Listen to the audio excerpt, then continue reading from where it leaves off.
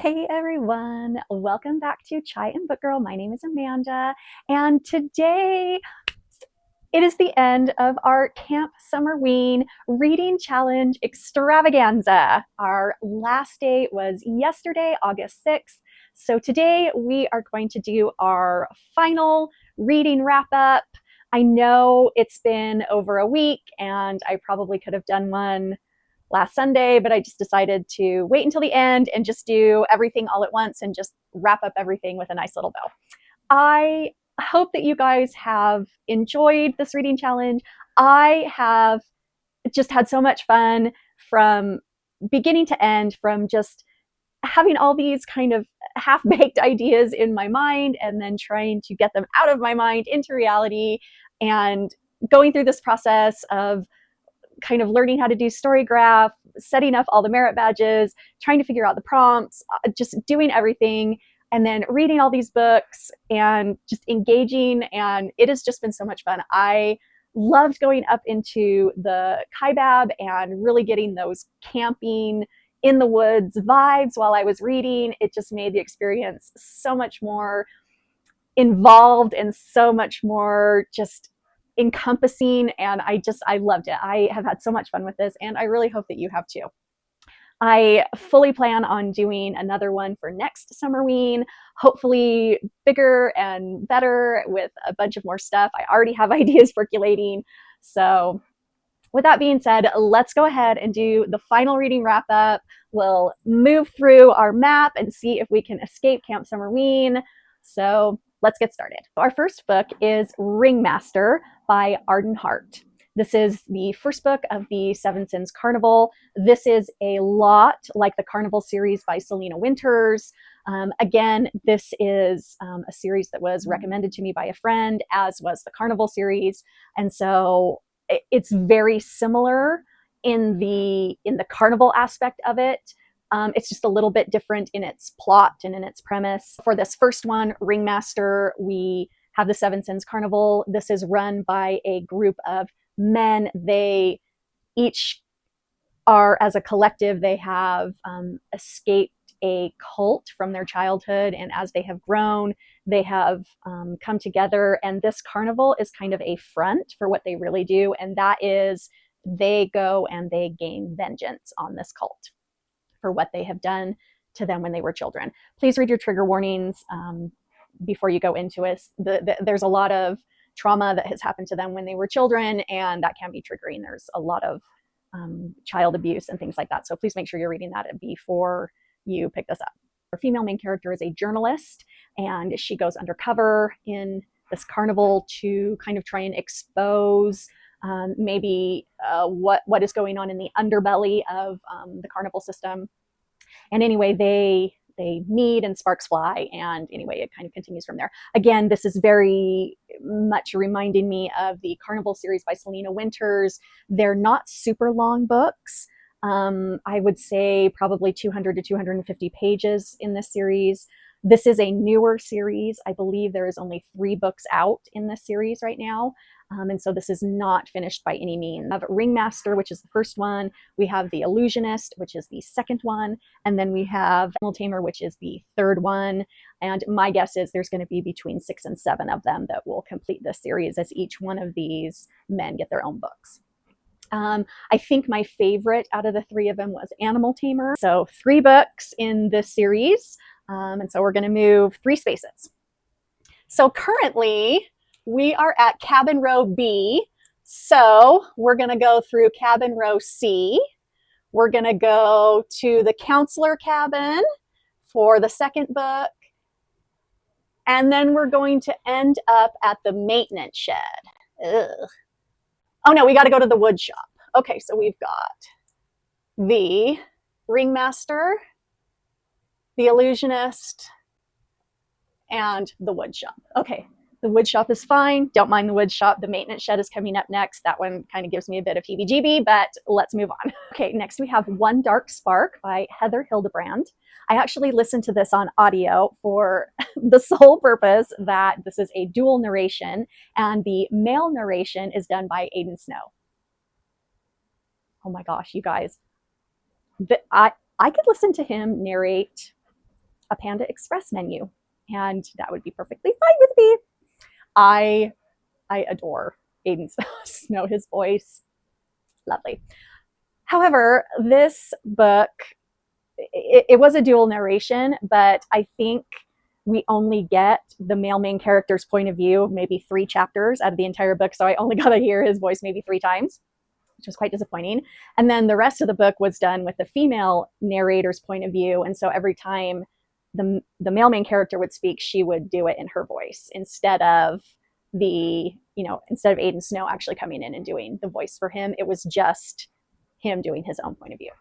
So that was a bit disappointing. As far as the book goes itself, I didn't enjoy it as much as I was hoping I was going to. I found the female main character to be quite selfish, and sometimes her decisions I was like, what are you doing? Like, she's supposed to have like all this hidden magic and hidden power, but she doesn't understand anything. She doesn't know anything. And so consequently, she puts everybody in danger. And she's constantly making these choices and these decisions that lead to other people being hurt. And her whole thing is, oh, well, I can do it on my own because I don't want anybody else to get hurt or to suffer or anything. But she's so blinded to like what's actually going on that she ends up making things worse. And so anyway, this book is about a library that is full of magical books. And she is an intern in this library, and she has to make sure that none of the books are opened, thus releasing the magical creatures that are inside of these books. That is her whole job. She does not have any power to actually open portals and send creatures back if the book opens and something happens to come out. She's just an intern. All she knows how to do is to keep, if a book opens, she can close it. That's all she knows how to do. If something comes out of the book, she doesn't have any power or magic or anything to be able to help. And so one evening, a book opens, and before she can close it, a dragon shifter comes out. They end up being mates, and she's trying to figure out how to send him back. She can't open a portal. Anyway, that's the whole premise of this book. And of course, we learn that she has this magic inside her that nobody knows what it is. She doesn't know what it is. She's trying to unlock it, and consequently, it's just this big mess, and a whole bunch of people get hurt. And it's the first book in a series. I will not be continuing on because I didn't really enjoy the book all that much. I didn't find the female main character, she wasn't my cup of tea. So anyway, all right, here we go. We're heading to the maintenance shed. Gosh dang it. Anyway, okay, well, hopefully we'll be all right. All right, next we have Scary Movie Night by Miranda Smith. This is a classic whodunit thriller. We have our female main character, and she is on the brink of taking this trip to Europe. It's going to be a big trip. She's going for a year or more, and so her best friends are throwing this kind of going away party for her, and it is going to happen at her grandmother's mansion that is kind of deep in the countryside. It's kind of isolated. Once you're there, there's no phone signal, et cetera, et cetera.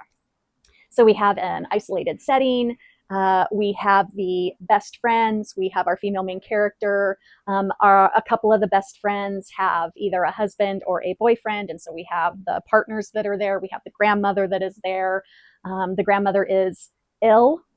So she does not join the party. She is kind of in her own suite, but she's still there. But she is ill, and so she is not kind of partaking in the festivities. So anyway, we have an isolated setting. We have several suspects, and obviously somebody dies.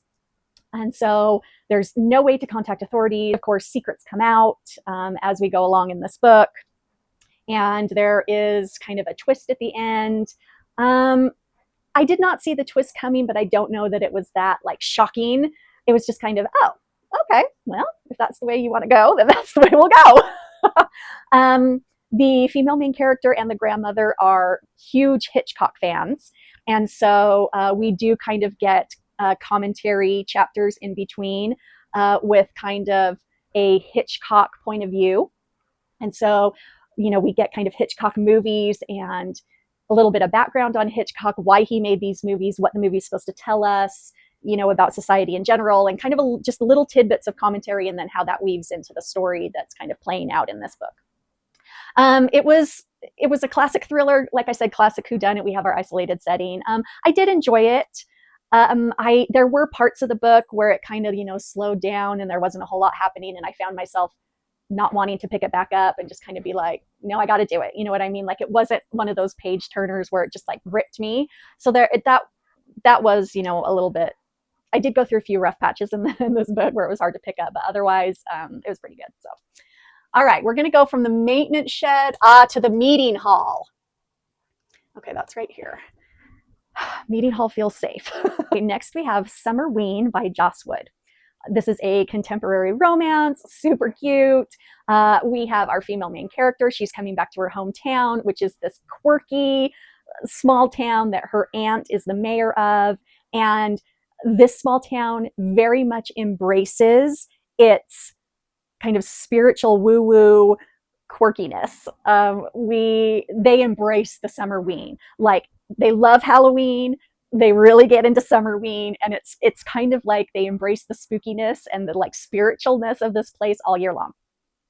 And there are supposedly spiritual residents of this town that kind of everybody knows about, everybody loves, and they really kind of embrace that as well, which really makes it kind of this hot spot for tourists, and the town loves that. So anyway, our female main character goes to her hometown for the summer, thinking that this is going to be kind of a break, a vacation. She is a choreographer for dance, and this is going to be her chance to relax. We also have our male main character who is there on a break, on a vacation for the summer. He is a disaster zone surgeon, meaning when there are earthquakes or tsunamis or things that happen around the world that are considered disasters, he is called in as part of the medic team and as a surgeon to try and help with the trauma that is happening medically. And he has a lot of PTSD. He has, I think they call it like the shakes or something like that, where he kind of freezes in kind of where he shouldn't be freezing. He kind of needs to push through. Anyway, so he's kind of struggling work-wise and needs to kind of take a break and reevaluate and decide if this is kind of the path forward for him. So he is in this town, and Summerween is in full swing in this town. They meet, sparks fly, and it is a cute rom-com. There is cute romance. These two are really cute together. There is spice in this, so be aware of that. But deeper, I think these two work because they're each trying to help each other through trauma. And so our female main character has some trauma in her past and things that she's trying to kind of work through. And our male main character obviously is having to deal with the same thing. And while they are different types of trauma, together, they work for each other because they're not dealing with the same trauma.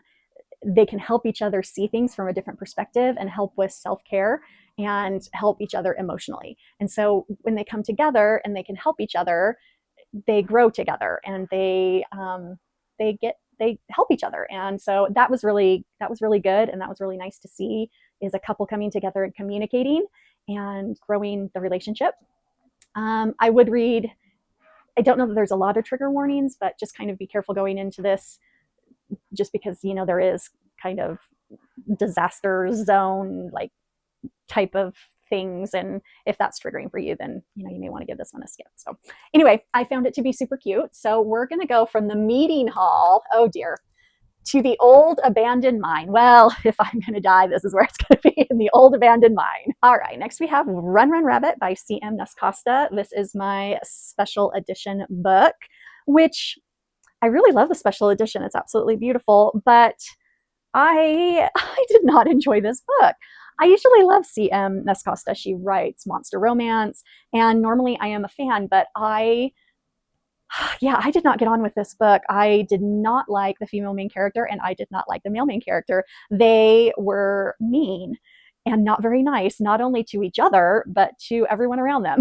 They were just not very nice people. And the way that the author kind of writes this is that it's their werewolf nature. And so they're dominant, they're very, they don't want to ask for help. They're mean because that's their werewolf. That's how they are because they're werewolves. I don't buy it. if that's the way you want to write the book, then that's fine. If that's the way that you imagine that werewolves are, more power to you, but that's not the way that I like to imagine werewolves to be. I've read plenty of werewolf and shifter romances where they are not like that, and that is not their nature. And so I prefer my main characters not to be mean, especially not to each other. And so yeah, it didn't get any better at the end, even when they were together. It just kind of even got worse, and anyway, I did not enjoy it. So yeah, I'm going to be probably selling my special edition. While it is beautiful, I will not be reading this one again. I just did not get on with it. So, all right, we're going to escape the old abandoned mine and head to the miner's shack. I don't know that that's any better. All right, next we have The Island by Natasha Preston. Now, I will tell you that it took me a long time to get through this book. It's a YA book. We have a bunch of influencers. They've been invited to this island that has been built up into this kind of amusement park / resort. And these influencers, teenage influencers, have been invited to this resort / amusement park before it's even been opened, so that they can experience it and then kind of pimp it out on social media. And while they are there is a murder and a storm. And so between the storm and the murderer that is taking out generators and cell phone towers, and the storm that is taking out other things, they are isolated. There's no way to use their cell phones because there is no signal. There's no boat to get them off this island. Anyway, so you see what I'm saying? It's an isolated setting. They don't have any way to contact authorities. Again, we have this, everyone's a suspect. Nobody knows what's going on, but they're getting picked off one by one. It should be thrilling, right? It should be a page turner. We should be invested in what's going on. And I did not find that to be the case. I found this to be quite boring, actually. It basically followed the point of view of one of our influencers, this teenage girl. Her main kind of social media presence is with true crime. And so we think, at least we hope, that she has this kind of knack for solving, what's going on this island, right? She's true crime. She should have an affinity for this, but she kind of doesn't. She's kind of just stumbling around, not really knowing what's going on. In fact, nobody, it seems, really knows what's going on. All the rest of the influencers are these just awful teenagers that just are useless and really just epitomize this entitled generation, which I did not like. And just nothing really happened. Like, the kills weren't very imaginative. And I just found it to be kind of boring. Even the ending, right, where we're supposed to have like this climactic, oh my gosh, killer's unmasked, like what's happening? It was just kind of bleh. I didn't really enjoy this book. I found it to be just kind of boring, and I didn't really like the way that the writers wrote the characters. So again, shoot, I didn't really get on with this book. So, all right, let's go from the miner's shack to the Overlook Trail. Fun. That sounds safe enough. Okay, next we have Shine and Shadow by Eva Chase. This is the second book in the second Life of Elodie Devine series. That probably didn't make any sense. Anyway, this is the second book in a series.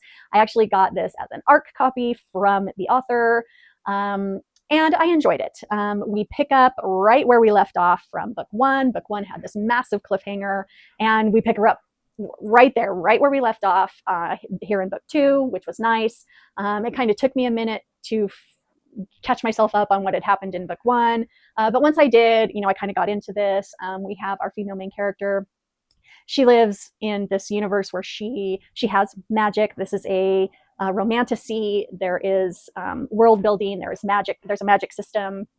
Depending on the magic you have, you can match with actually our female main character. This is a why choose romance, so she has several matches, and somebody has murdered her in a parallel universe. So the family in the parallel universe sucks her from her universe into their universe so that she can take her own place. This is so confusing, and try to solve her own murder. I hope that made sense, because time shifting type books get so confusing. So she has been sucked from her universe, sucked away from her matches into this universe, this parallel universe, to take her own place, solve her own murder, and she has now matched with her matches that she had already matched with in her previous universe. And so she's trying to solve her murder. We have this investigation. We have people who are trying to kill her. Her matches are trying to figure out how to bond together, how to have a relationship with each other. And so that's kind of got tension. We're trying to figure that all out. And she's not making very good progress in this murder investigation. All the leads are seemingly dead end. And one of her family members is acting really sus. So all of this is going on. And once you kind of get back into it, because again, it takes a hot minute to kind of remember what's happening. Once you kind of get into it, then it starts to go and it starts to move pretty smoothly. There are parts of this book that I found to be a little bit slow, just because so much is happening that you kind of need a break. There is spice in this book. There is romance in this book. I do enjoy the fact that her matches and her are trying to communicate. They're trying really hard not to have any miscommunication, which is one of my just things that I absolutely hate in a romance book, is when they just don't talk to each other and there's miscommunication all over the place. So I did enjoy that. This one, again, leaves us on a giant cliffhanger, so I know that there's another book coming. But all in all, I did enjoy this book. She has great world building. She has great magic building. And this one is really getting along in the plot. It's really got a great premise, and it's moving right along. So, all right, let's go from the Overlook Trail to the cemetery. Oh, one of my favorite places to be. Okay, next we have The Death Row Club by V.A. Vasquez. Now, I was a little deceived, I think, by this book. So I thought this book was going to be like a slasher horror novel, where we have the kind of children or the family of serial killers kind of go to this retreat in the woods, and there's going to be like a murderer, and the family of the serial killers, they're either going to be A, they're going to be killed, or B, because they are the children of serial killers, they kind of have this genetic disposition, and so they're going to fight back, and we're going to have like this battle. That's what I thought this was going to be. It was not. This was more of a thriller than it was a horror.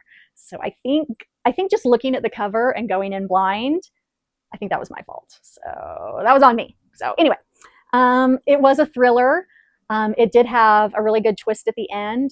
So again, we have this family, these children of serial killers. They do go to a retreat because who else can understand the horror that is your life if your father or your mother, whoever is a serial killer, than someone in the same situation. So they do go to this retreat once a year, and they try to kind of deal with this as best they can.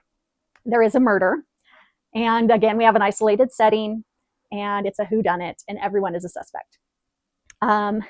It's not what you think, though, because even though everybody is a suspect, everybody is accusing everybody, and everybody is this book is actually more of a commentary on what it's like to have a murderer as a parent, or what it's like from the family's point of view, and kind of what that looks like. And like normally when we kind of read books like this, it's it's the killer, and everything is focused on the serial killer and his kills, but nobody ever really focuses on the family and what they're left to deal with and the aftermath and the fallout. Well, that's what this book does. It kind of puts us in that position and gives us that point of view.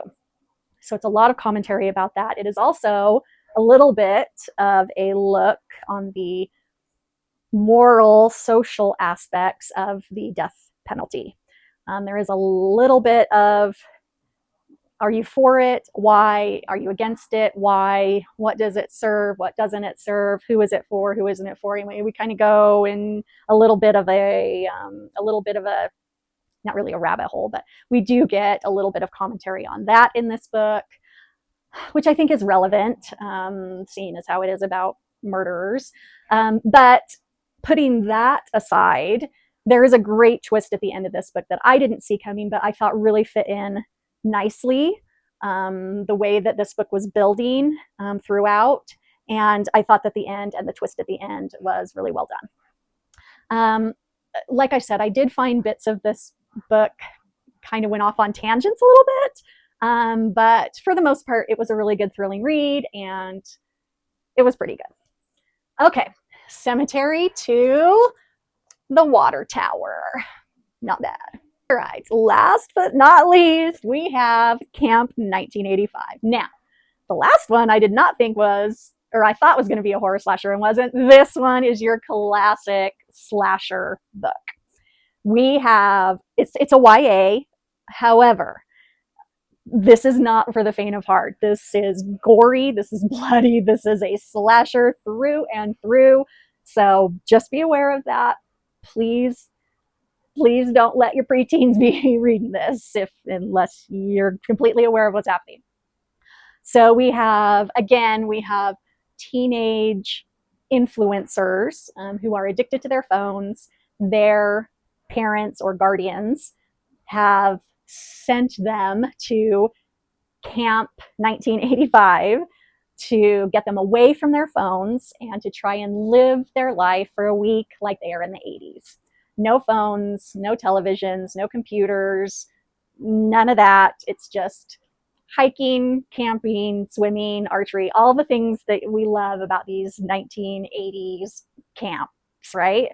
So when they get to camp, they have to give up their phones. There are no cars. They're driven into the camp by a golf cart.